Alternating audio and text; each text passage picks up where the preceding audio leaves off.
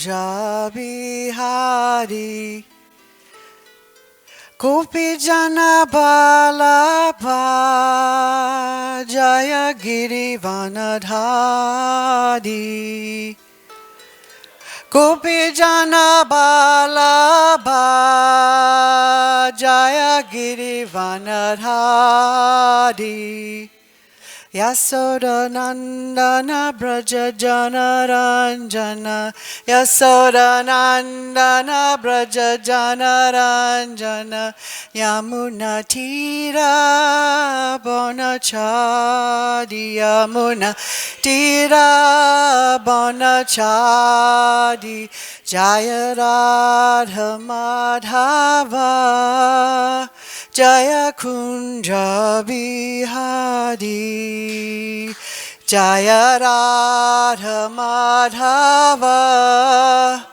Jaya Kunja Bihari Hare Krishna Krishna Krishna Hare Hare Hare Rama Rama Rama Hare Hare Hare Krishna Krishna Krishna Hare Hare Hare Rama Rama Rama Hare Hare Hare Krishna Krishna Krishna Hare Hare Hare Rama Rama Rama Hare Hare Hare Krishna Krishna Krishna Hare Hare Hare Rama Rama Rama Hare Hare Jaya Prabhupada Jaya Prabhupada Jaya Prabhupada Jaya Prabhupada Jaya Prabhupada Jaya Prabhupada Jaya Prabhupada Jaya Prabhupada Jaya Prabhupada Srila Prabhupada Jaya Prabhupada Jaya Prabhupada Jaya Prabhupada Jaya Prabhupada Jaya Prabhupada Jaya Prabhupada Srila Prabhupada ki jai. Can you push the button off so the thing doesn't reverberate? That would be helpful. Thank you. Thank you.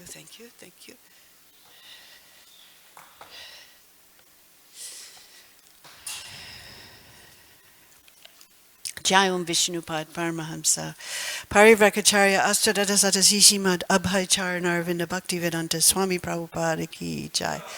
Jayam Vishnupad Paramahamsa Parivrakacharya Astadata Satasishimad Srila Bhakti Siddhanta Saraswati Goswami Maharaj Prabhupada ki jai. Shri Shri Radha Krishna Gopa Gopinata Shyamakunda Radhakunda Gita Govardhan ki jai. Shri Vandavandam ki jai. Shri Mayapurdam ki jai. Tulasi Devi Bhakta Devi ki jai. Samaveda Bhakta Vrinda ki jai. Shri Harinam Sankirtana ki jai. All glories to the assembled devotees. All glories to the assembled devotees.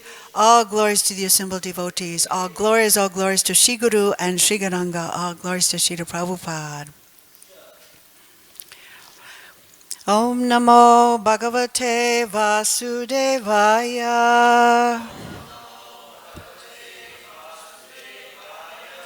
Om Namo Bhagavate Vasudevaya. Shrinvatam Swakata Krishna Punya Shravana Kirtana Ridyantasto Hyabhadrani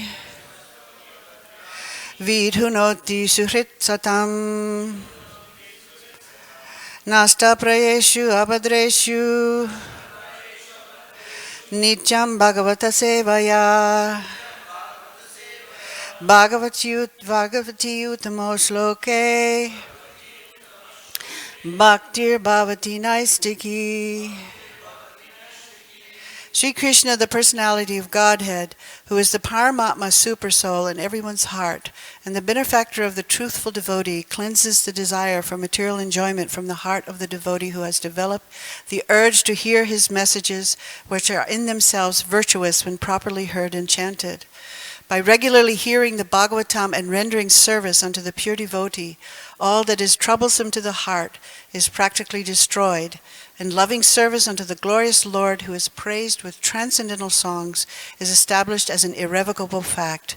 In this way, simply by hearing of the powerful activities of the Lord, the devotee's heart becomes almost completely cleansed of material contamination, and thus his original position is as eternal servant who is part and parcel of the Lord becomes manifest. Nama Om Vishnu Padaya Krishna Prasaya Bhutale Srimate Bhaktivedanta Swaminiti Namine Namaste Saraswati Deve Gauravani Pracharine Nirvishesha Shunyavadi Paskachari Shatarine. So this is today readings from Srimad Bhagavatam, Canto 2, Chapter 1, Text number 5. Tasmad Bharata Sarvatma Bhagavan Ishvaro Hari Shrotavya Kirtitavyascha Smartavyasche Hata Bhayam Tasmad Bharata Sarvatma Bhagavan Ishvaro Hari Shrotavya Kirtitavyascha Smartavyasche Hata Bhayam. Somebody else? Tasmad Bharata Sarvatma Bhagavad Ishvaro Hari Shrotavya Kirtitavyascha Nartavyasche Hata Bhayam. Tasmad Bharata Sarvatma Bhagavan Ishvaro Hari Shrotavya Kirtitavyascha Smartavyasche Hata Bhayam. Tasmad Bharata Sarvatma Bhagavan Ishvaro Hari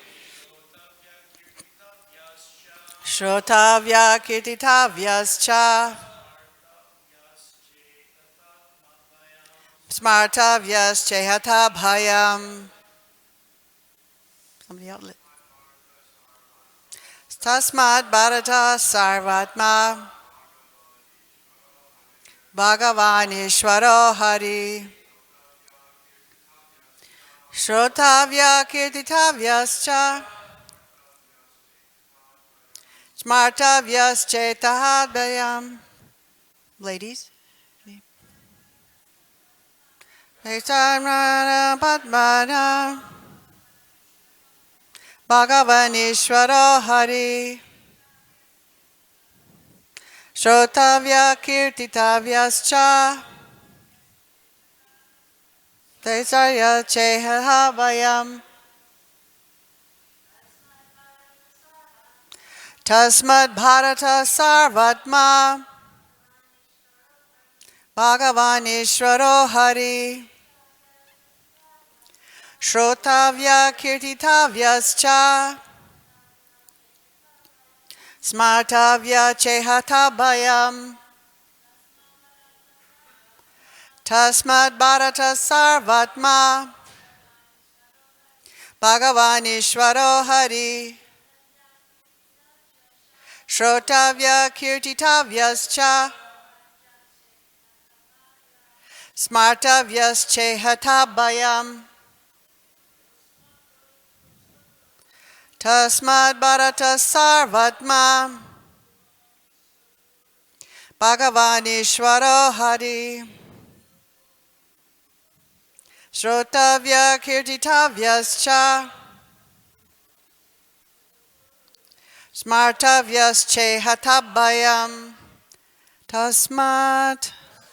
For this reason, Bharata, O descendant of Bharata, Sarvatma, the Supersoul, Bhagavan, the personality of Godhead, Ishvara, the controller, Hari, the Lord who vanquishes all miseries, Shrotavya is to be heard, Kirtitavaya, to be glorified, Cha, also, Smartavya, to be remembered, Cha, and Ichchata, one who desires, Abhayam, freedom. Translation. O descendant of King Bharata, one who desires to be free from all miseries must hear, glorify, and also remember the personality of Godhead, who is the Supersoul, the controller, and the savior from all miseries. Purport by A.C. Bhaktivedanta Swami Prabhupada. In the previous verse, Sri Sukadeva Goswami has described how the foolish, materially attached men are wasting their valuable time in the improvement of the material conditions of life by sleeping, indulging in sex life, developing economic conditions, and maintaining a band of relatives who are to be vanquished in the air of oblivion. Being engaged in all these materialistic activities, the living soul entangles himself in the cycle of the law of fruitive actions. This entails the chain of birth and death in the 8,400,000 species of life, the aquatics, the vegetables, the reptiles, the birds, the beasts, the uncivilized man, and then again the human form, which is the chance of getting out of the cycle of fruitive action. Therefore, if one desires freedom from this vicious cycle, then one must cease to act as a karmi, or enjoyer of the results of one's own work, good or bad. One should not do anything, either good or bad, on his own account, but must execute everything on behalf of the Supreme Lord, the ultimate proprietor of everything that be. This process of doing work is recommended in the Bhagavad Gita 9:27, where instruction is given for working on the Lord's account. Therefore, one should first of all hear about the Lord. When one has perfectly and scrutinizingly heard, one must glorify his acts and deeds, and thus it will become possible to remember constantly the transcendental nature of the Lord. Hearing and glorifying the Lord are identical with the transcendental nature of the Lord, and by so doing, one will be always in the association of the Lord. This brings freedom from all sorts of fearfulness. The Lord is the Supersoul, Paramatma, present in the hearts of all living beings, and thus by the above hearing and glorifying process, the Lord invites the association of all in his creation. This process of hearing and glorifying the Lord is applicable for everyone, whoever he or she may be, and it will lead one to the ultimate success in everything in which one may be engaged by providence. There are many classes of human beings: the fruitive workers, the empiric philosophers, the mystic yogis, and ultimately the unalloyed devotees. For all of them, one and the same process is applicable for achieving the desired success. Everyone wants to be free from all kinds of fearfulness, and everyone wants fearfulness. Where is it? I lost my spot. Everyone wants to be free from all kinds of fear, and everyone wants the fullest extent of happiness in life. The perfect process for achieving this here and now is recommended in the Srimad Bhagavatam, which is uttered by a great authority like Srila Shukadeva Goswami. By hearing and glorifying the Lord, all a person's activities become molded into spiritual activities, and thus all conception of material miseries becomes completely vanquished.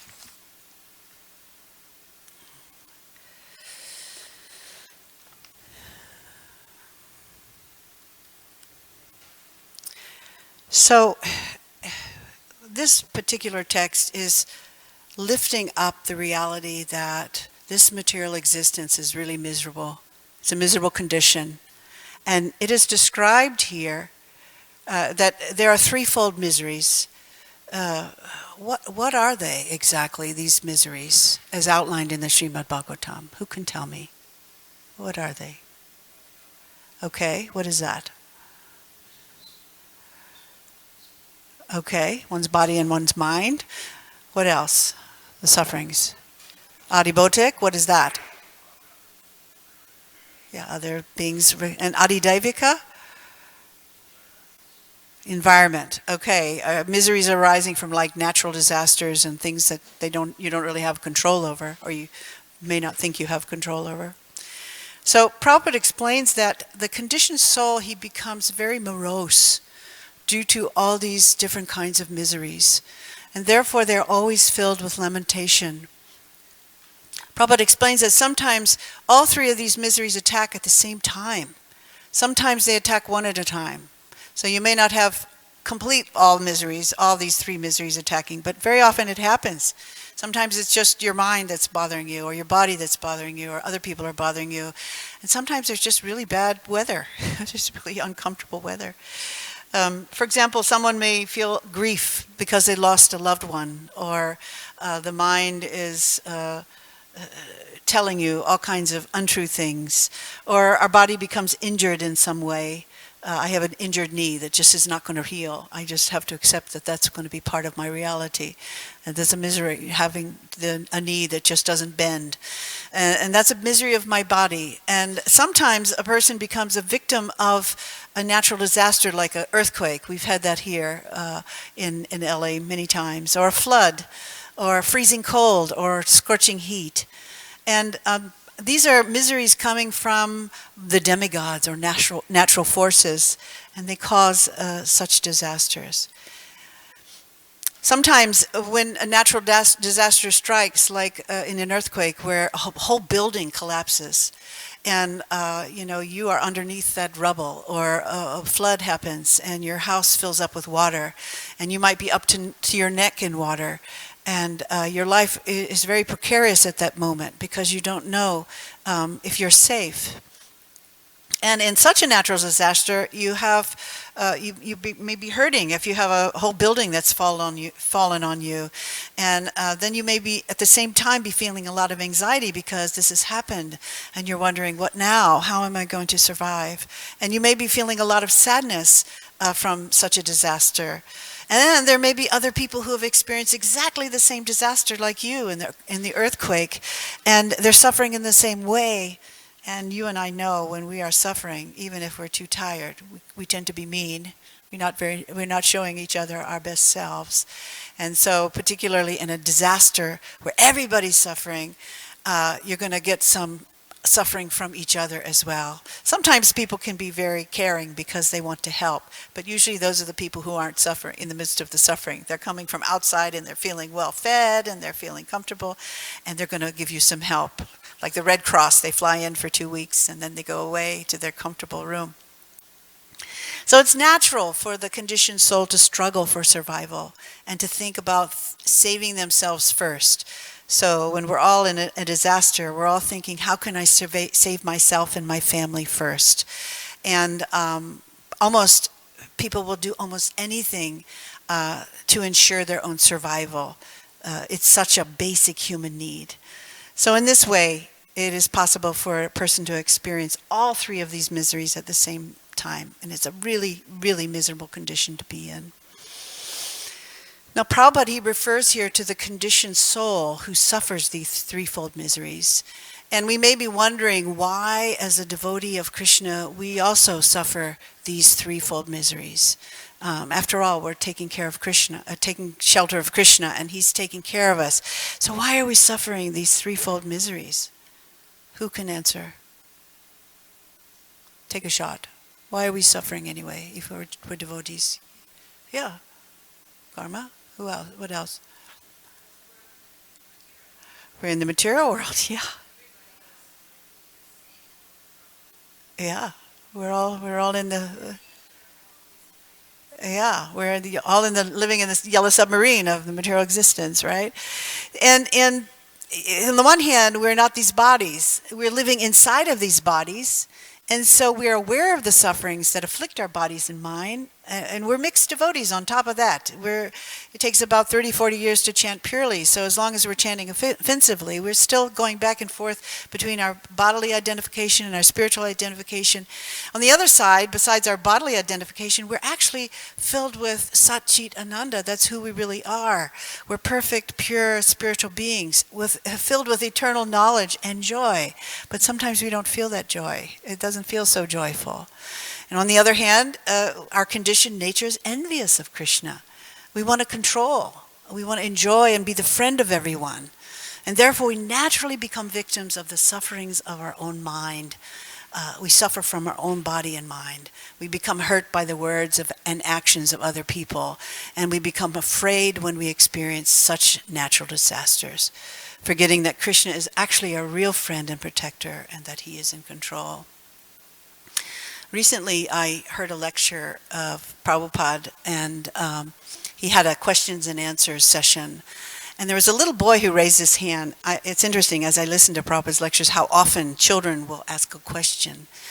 And Prabhupada apparently it was early days where he had a heart attack. I think he had, it was very early in San Francisco, he had a heart attack. And a little boy raised his hand and he asked Prabhupada,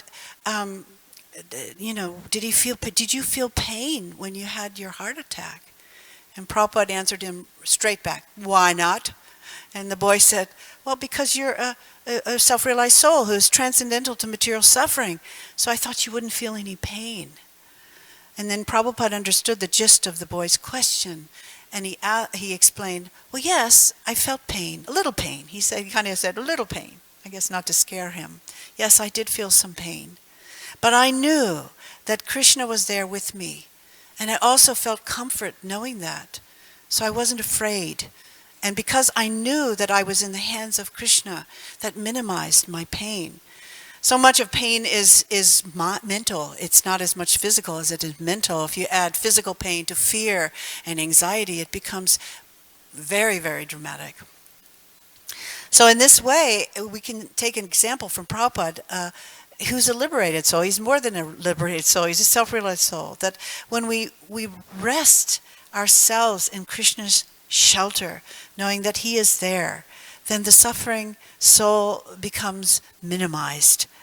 Because we can see things as they are when we can align ourselves with Krishna and knowing that we are safely in his control. Everything's being in his control. He's actually the enjoyer, and he's really the friend of everyone. Sometimes we try very hard in this material world to control something or to enjoy something or even be the friend of so many people. And again and again we realize that we cannot do it. Even to be the friend of everyone is impossible because we can't be everything to all people. We can't be everywhere with all people. And you can be friendly with people. There's no harm to be friendly. And we can be friends with the devotees who help us and share with us devotional life. But in the end, the best friend is the person who helps you connect to Krishna. That's the real friend because they cannot be with you always. So in today's verse, it's giving us clear guidance how we can become free from all forms of suffering. It says, one who desires to be free from all miseries must hear about, glorify, and also remember the personality of Godhead who is the super soul, the controller, and the savior of all miseries. That sounds really simple, doesn't it? It's almost too simple. Just remember who we are by hearing about Krishna, who is living within our heart of our hearts. He's right there, available to lift us out of our misery. He's always waiting for us to turn to him. But interestingly, often, he is the very last person we take shelter of when we are experiencing suffering. After we've tried everything else, then we go, oh, maybe Krishna will help me. So then I turn to Krishna. I remember many years ago when I was first living in New Dwarka, there was this 9/11, September 11 thing that happened. I don't know who was living here then. Several of you probably were there. And I remember very vividly when that happened, on Watsika Avenue, getting the news. I was getting ready to drive to Claremont School of Theology, and I get a phone call from Jalandhar, who's still living across the street. And he asked me, did you see what was on the news? Did you see what's happening right there in New York? And I had no idea. I was completely oblivious. And so I turned on the news and I watched, they kept repeating again, these buildings crashing down and people screaming and yelling and smoke and ashes and people jumping out of buildings, high-rise buildings, and crashing into the concrete below. And they just kept playing it and playing it. And just to watch it, I wasn't there, but just to watch it made me so traumatized. I was so frightened just to watch it. And everybody in the world was traumatized watching it. So everybody's, just emotionally disturbed just watching that on the news. And I remember at that time there were a lot of people in Culver City. They were trying to, because they were freaked out as well. They were upset. And so they started to have at the city hall in Culver City, they had meetings, and the neighbors would gather there in those meetings to, like, what are we going to do? What can we do? How can we, protect ourselves? And somebody realized they needed to maybe pray. Maybe God is the only answer. And people were trying to find some shelter against this danger that was impending. And they were so anxious. I was anxious. Most of us all were anxious. And they at least at the end, after they realized that there's nobody who can save us but God himself, that they turned to God at that moment. A week or so later, I remember, because everybody was wanting to see how this has progressed, are we going to have more terrorist attacks? What's this going to happen? So, they were interviewing people who survived this crumbling of the buildings. And I remember this woman who was in the building, I think she was on the 8th floor, when the buildings were coming down, and she was in the rubble. As the building was coming down, she was in the building with the brick and the mortar and the metal and everything coming down.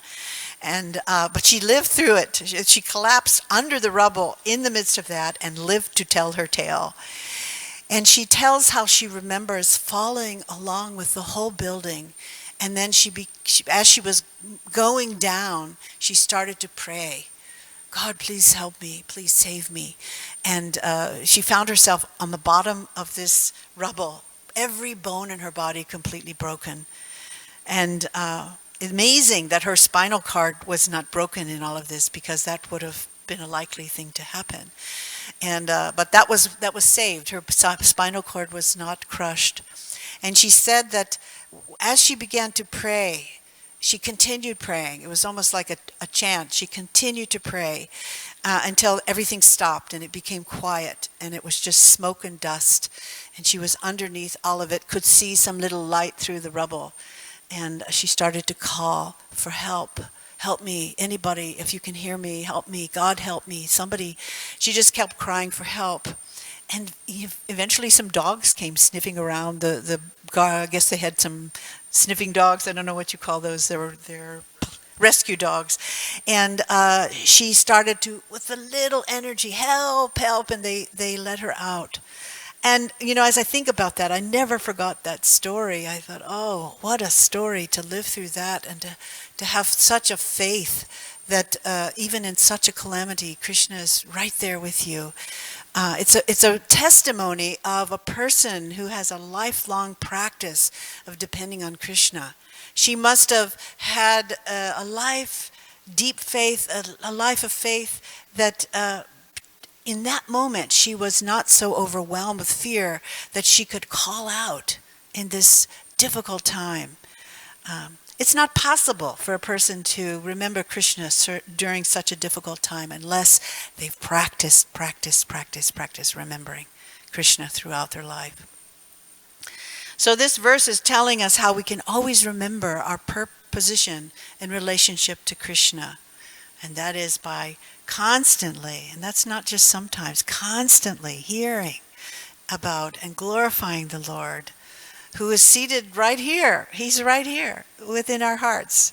He's in the hearts of all living beings. He's outside of us. He's in every spark of air, every atom, right there. And he's the person we forget all the time. So Prabhupada explains many other places also that if a person centers their life around the hearing and the glorification of the Lord, not only after we die or in a calamity, but even in the midst of our daily lives, all of our endeavors, they become successful. Even the things that look like material activities. You know, we may have something we want to do in this world. We may be working a job that we're passionate about, or we have a hobby or something we want to do for Krishna. And it's a material desire because it's something we want to do for Krishna rather than what Krishna wants us to do. Still, Krishna makes it a success, or he helps you give it up. And so there's all good reason why we should glorify Krishna.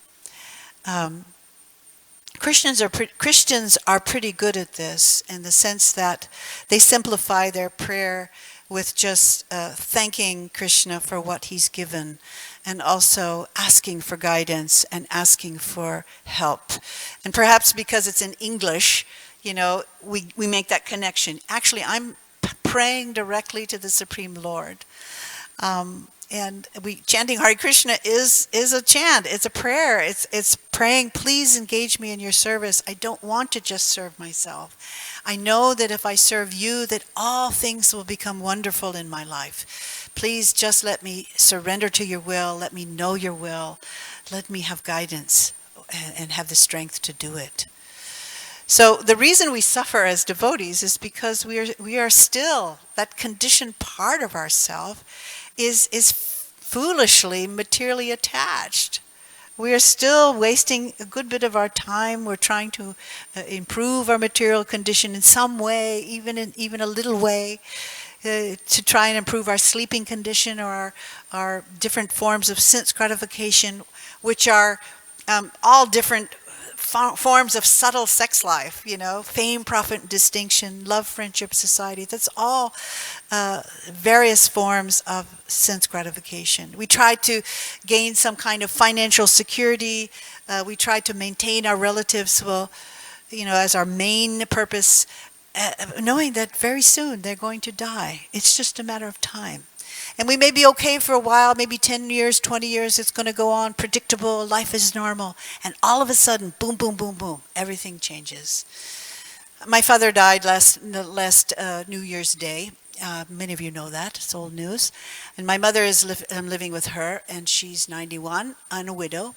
And in this last year, since he has died, at least 20 people in her life, of her friends, her church, have died. I mean, it's almost like somebody pushed a button and opened up a door. And I mean, every week she's going to funerals, sometimes 2, because everybody in her circle is just, and she's left standing. And she's like, okay, I know, I'm next. I know, when is it happening? I know, she's like completely alert. And sadly, the sad part about that is that her whole life has been spent on television and newspaper and gossip and who said what and who went where and all kinds of mundane stuff. And try as she might to be able to control her mind, she knows that she needs to be more focused on God and maybe pray. She has no taste. I'm sitting, well, why don't we read the Bible? If you don't want to read Bhagavad Gita, let's read the Bible. That's good too. No taste. No taste. That's your book. Let's do that. No taste. So it's hard to see. If you haven't practiced your whole life, you are not going to be able. When you have a mind that can't remember anything, you can hardly dress yourself, You can hardly remember where you put your spoon or your fork or your keys to the car. How are you going to remember Krishna? So it's a daily practice, daily, all the time. What am I thinking about? If I died this minute, what would I be thinking about? Oh, the neighbors. Oh, the car. I like that car. Somebody's cat. Like, no. Do you want to be thinking of those things? No. There was and I think it was in Shama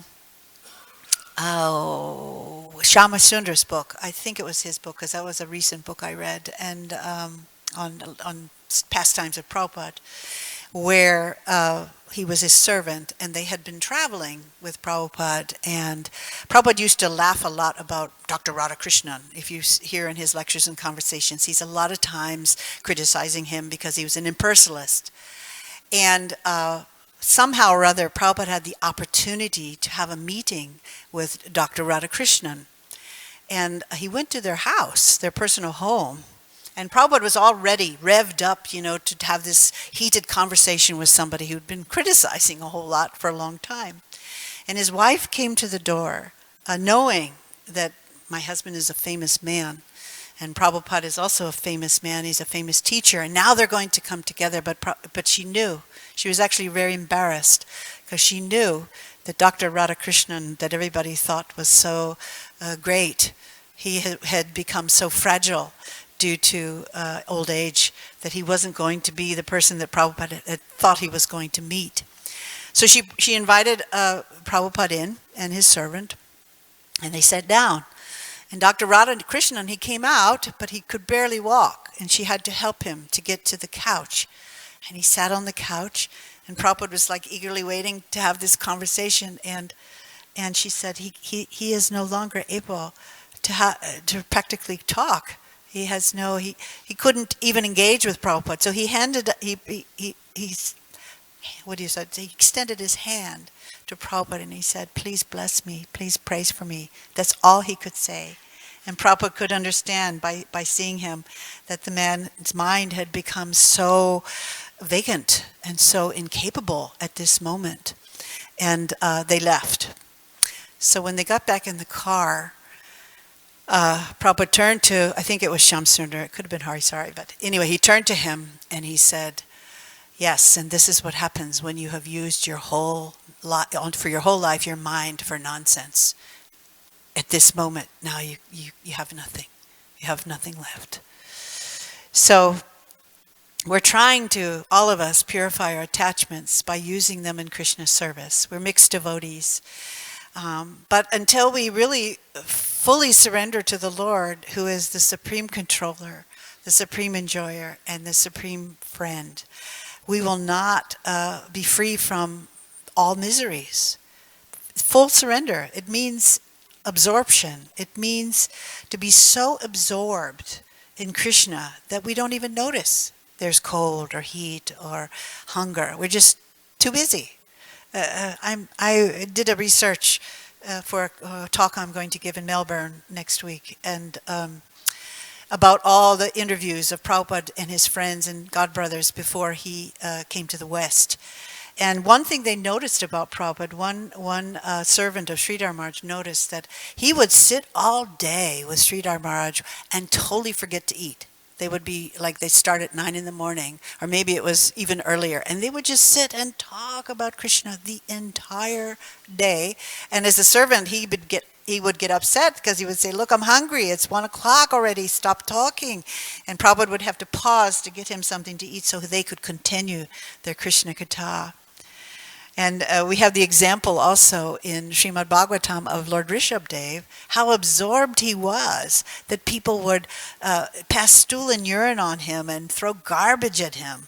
They'd spit on him, and he didn't even notice. He was just walking through the town. He was totally absorbed in his relationship with Krishna. He was so unconcerned. So this is really good instruction for us. We can test how Krishna conscious we are by how much we're really suffering these pangs of miseries, particularly if we've established for ourselves some level of comfort and stability and predictability. we can see that when that predictability is gone, when that circumstance is no longer there, then we're really disturbed. We may think, oh, I'm really advanced because now I have a place to stay and it's pretty secure and food is coming and I know what I'm doing every day, and that's really good too to have that consistency. But when that's not there, it's like, oh, I don't know what I should be doing or where I should be, and then we can see how dependent we are for all those external things. So Prabhupada is explaining that if we at all want to become free from this cycle of birth and death, we have to do everything, even in those times when it's reverses. Things are not happening the way we want. They're not happening the way we expect them to. And it may not be comfortable, but we have to first seek, Krishna, what do you want? What do you want? Not, I want to do this, Krishna, please help me make that happen. Krishna, what do you want? Not what I desire. First, pray to Krishna. Seek his guidance. How to proceed in our life in order to remember him more. How can I love him more? How can I love you more? This is one thing that changes everything. If we start there, then it may be that you'll be doing everything that you always wanted to do. But first, Krishna, if we ask, show me what it is you want me to do. Let me align myself with your will only. Give me the courage to do that. And then the life starts to evolve and unroll in a perfect way. Because you're not attached to the result. You do it, okay, Krishna's giving me that indication, I should do that, I will do it. Without any, okay, if it doesn't work out, Krishna told me to do it. If it doesn't work out, it's not my problem. It's Krishna's problem. He'll have to figure it out if he's asked me to do that. So it's really about trying to figure out what the goal of life is and doing that. And resting in a surety that Krishna will add whatever's missing. If he wants it, it'll happen. If he doesn't want it, there's no way we can make it happen. And just glorifying Krishna along the way. The last sentence in this purport for today is, by hearing about and glorifying the Lord, all a person's activities become molded into spiritual activities, and thus all conceptions of material miseries become completely vanquished. So it's really trying to shift our consciousness to the spiritual platform, and then everything in the material world shifts. It changes. It becomes spiritual lives. So I'm going to stop here and see if there are any questions or comments. And if not, a reflection. And if not, I'm going to sing a song. I'm just kidding. Yeah. No questions. Okay.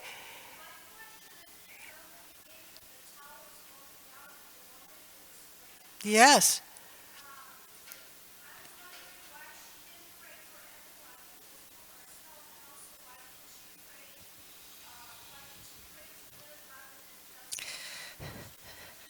Well, that's a very good question, and I have no idea because I don't know her. I don't know what was in her mind. But if I were her, I probably would be very frightened, and I think it would be very natural to pray for your safety first, because if you're not safe, you can't help anybody. It's like if you're on a plane and there's no oxygen in the plane, you put the mask on yourself first, and then you can start helping other people. She was not, till I know, she didn't chant Hare Krishna. She just prayed to God. She was pious enough, and I'm not sure, even as a Hare Krishna devotee, if you were that frightened, if you were falling down Twin Towers, whether you would have the wits. I don't know. I don't know, but.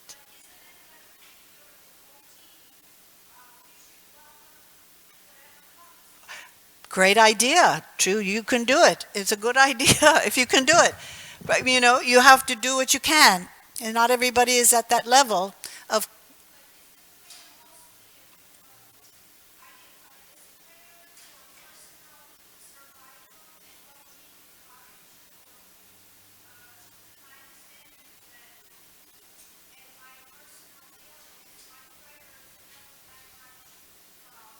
Right, that's the highest, yeah.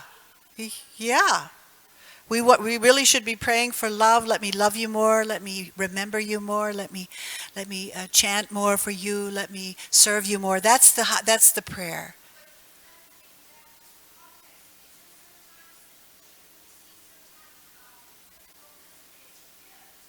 Can be. Yeah.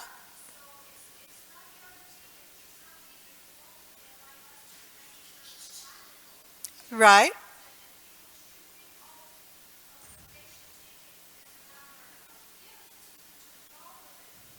Right.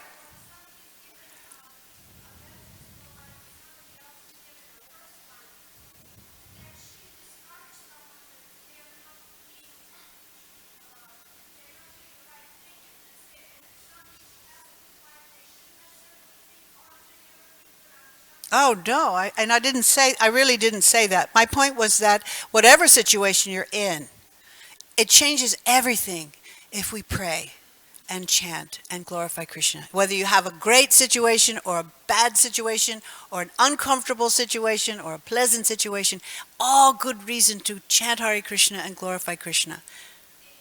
Yeah. Anything else? Yes.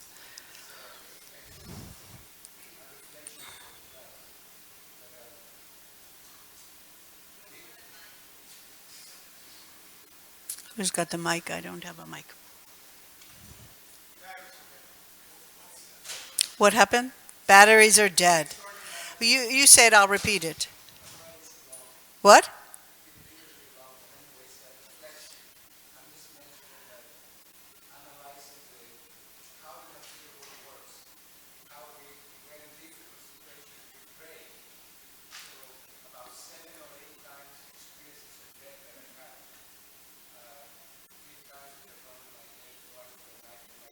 Wow.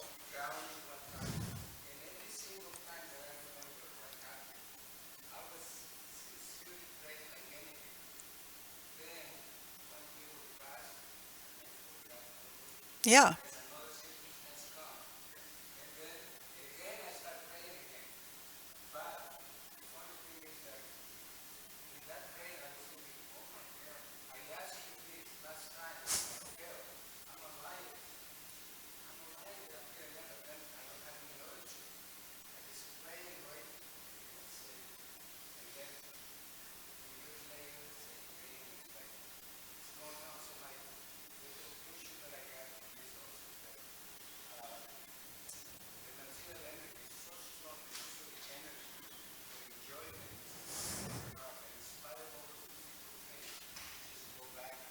No, we do. It's like straightening a pig's tail. Yeah.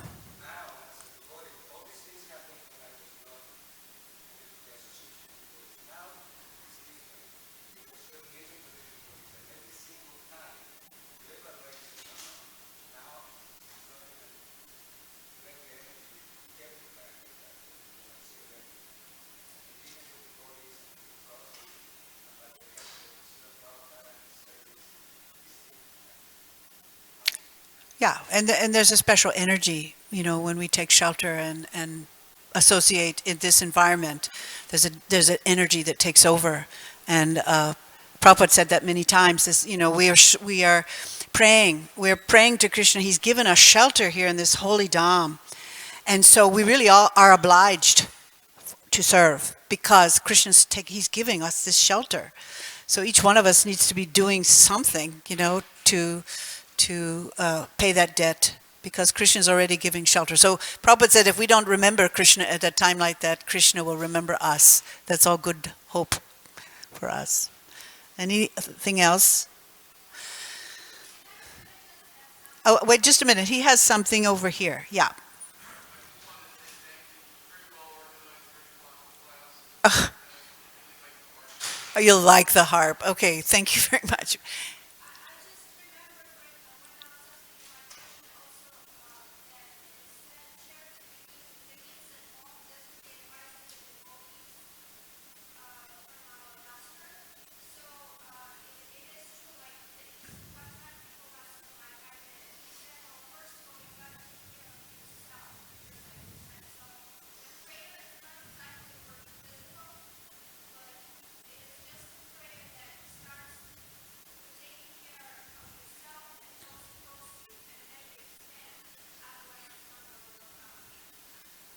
Well, first you become a pure devotee and become self-realized, and then you'll know exactly what to pray next. Yeah, Krishna will give you all that idea. First you become a pure devotee. Okay, breakfast. Hare Krishna.